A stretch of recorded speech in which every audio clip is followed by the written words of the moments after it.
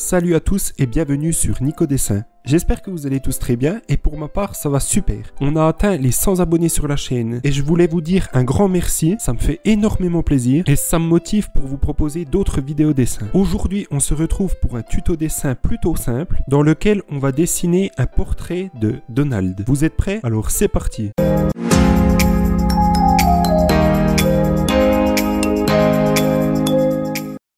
Comme d'habitude, je commence le croquis par un quadrillage. Ça va permettre de vous repérer par rapport à ce que je fais, mais ça m'aide aussi car en vidéo, je ne peux pas me permettre de gommer plusieurs fois ce que je fais. Donc pour ce quadrillage, il fait à peu près 11 cm de long pour 8 de haut. Et j'ai coupé ce rectangle en 4 selon l'horizontale et la verticale. Donc voilà, j'attaque le croquis avec le sommet de son crâne, sur lequel je lui fais des petits épis, et je poursuis avec son sourcil gauche, puis son œil.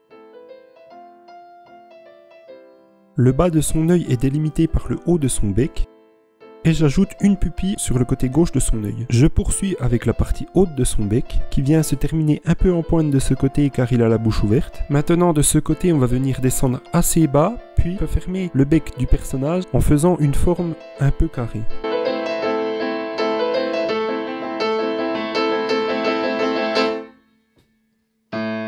On vient maintenant refermer la partie supérieure de son bec comme ceci. Et on lui fait un contour sur le bec inférieur. Et là je vois que son œil gauche ne me plaît pas, donc j'efface et je recommence. Pour son œil droit, on va le faire cligner de l'œil, donc on commence par son sourcil, puis on fait deux petits traits incurvés pour représenter ses paupières. On s'attaque maintenant à son chapeau, sur lequel il a une espèce de bandeau noir.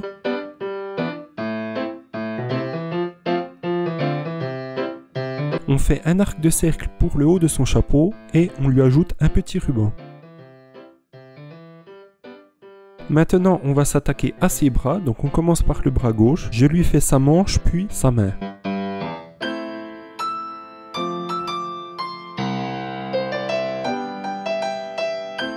Donc à noter que Donald a seulement 4 doigts.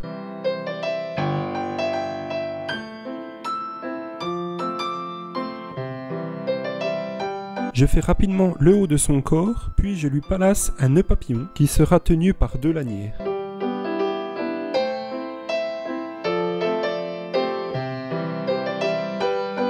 De la même façon, on va faire son bras droit.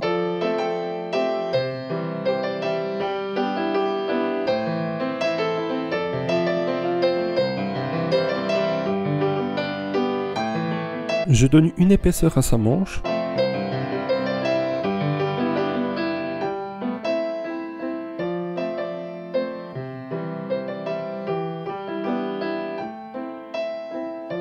Donc pareil, là je trouve que son pouce est un peu gros, je gomme et je recommence. Il faut pas hésiter à gommer quand quelque chose nous plaît pas, on peut pas toujours avoir juste du premier coup. Je vais venir placer 2 cercles concentriques autour du personnage. Ces 2 cercles seront très proches, je dirais espacés d'environ 1 cm ou 2. Et j'avais pas de compas à disposition, donc j'ai fait avec les moyens du bord, comme vous pouvez le voir maintenant. Ça devrait être plus facile pour vous si vous avez un compas. Maintenant que le croquis du personnage est terminé, on va mettre tout ça au propre. Avec un feutre noir fin, je commence par repasser sur tous les traits de construction qu'on a effectués.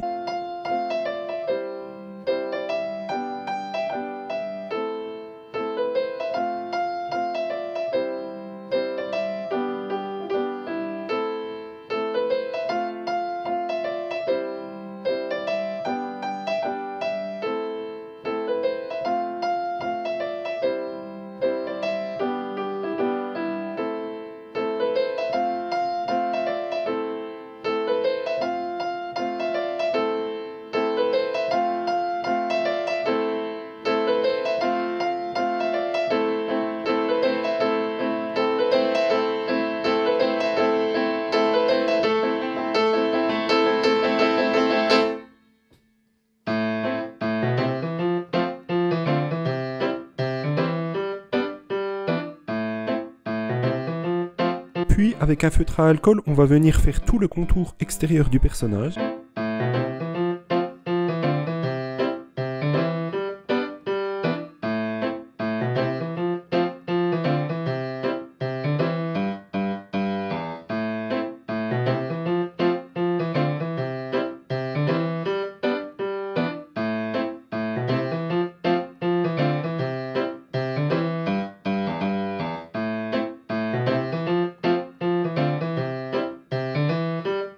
Avec un feutre plus fin de la marque Papermate, on va venir corriger tous les petits défauts de notre contour et repasser sur les traits intérieurs du personnage.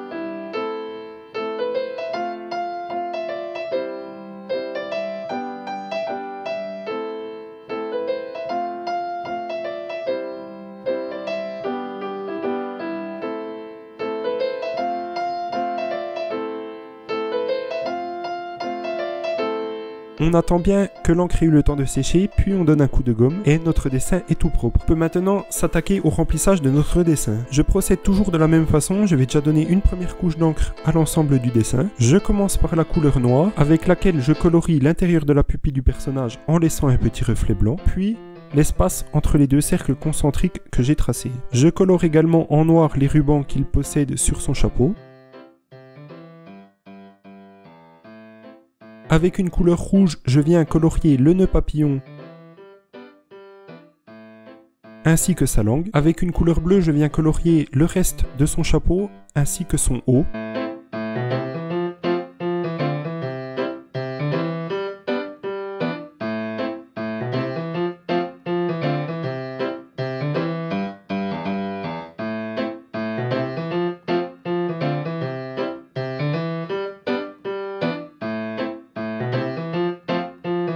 J'applique une couleur orange clair sur l'extérieur de son bec.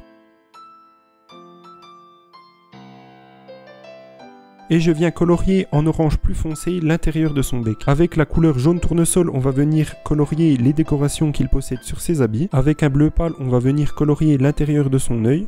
Et pour donner un peu de vie à notre dessin, je viens colorier avec un jaune vif l'intérieur du cercle qu'on a tracé auparavant.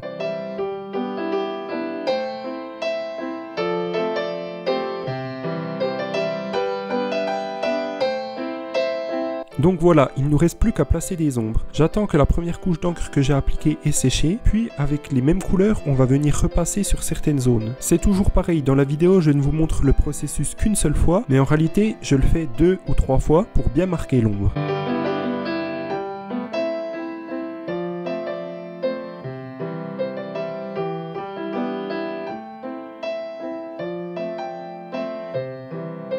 On n'oublie pas de venir marquer des ombres également sur les parties blanches de notre dessin, donc c'est ce que je fais maintenant avec un gris clair.